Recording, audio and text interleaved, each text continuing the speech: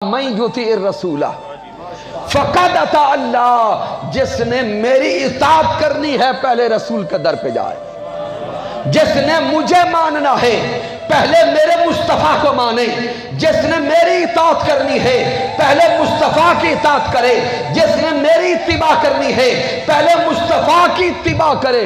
کیوں؟ سب کچھ میرا اور میرے مصطفیٰ کا ایک ہے۔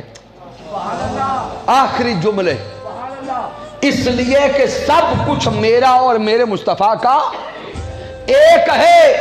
ارے محبت خدا اور مصطفیٰ کی ایک، محبت خدا اور مصطفیٰ کی ایک، رضا خدا و مصطفیٰ کی ایک، چاہت خدا و مصطفیٰ کی ایک، پسند خدا و مصطفیٰ کی ایک، عطا خدا و مصطفیٰ کی ایک، رضا خدا و مصطفیٰ کی ایک، دینا خدا اور مصطفیٰ کا ایک، پیار خدا و مصطفیٰ کا ایک، عشق خدا و مصطفیٰ کا ایک، دشمنی خدا اور مصطفیٰ کی ایک ہے۔ ارے جو جو کچھ مصطفیٰ کا ہے وہی سب کچھ خدا کا ہے۔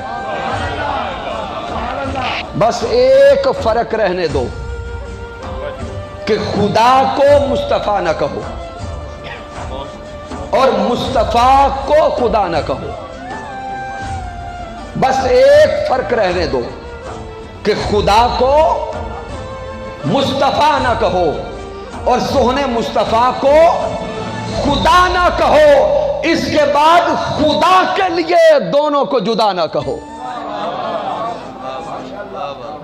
اس کے بعد دونوں کو جدا نہ کہو، کیونکہ بخدا خدا کا یہی ہے در، بخدا خدا کا یہی ہے در، نہیں اور کوئی مفر مکر، جو وہاں سے ہو یہیں آ کے ہو، جو یہاں نہیں تو وہاں نہیں، جو یہاں نہیں تو وہاں نہیں۔